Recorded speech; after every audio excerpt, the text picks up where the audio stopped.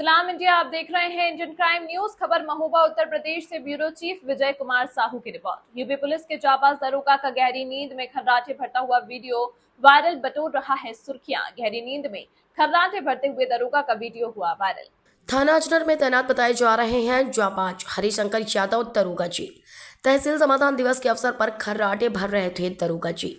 इधर पुलिस ने क्षेत्राधिकारी हर्षिता गंगफार और एसडीएम अनुराग प्रसाद कर रहे थे जन सुनवाई, तो वहीं खर्राटे भरते हुए नजर आए हरिशंकर यादव दरोगा जी।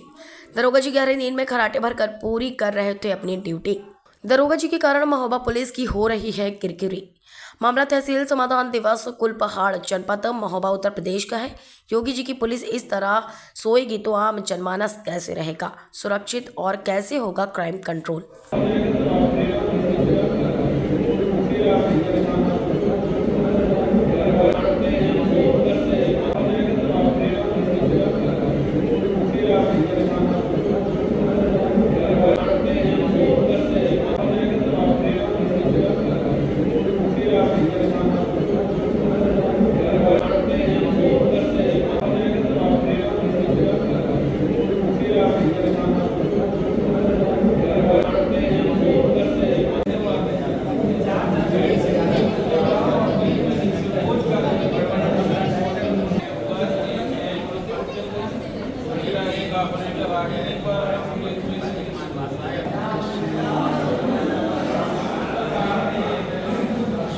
भारत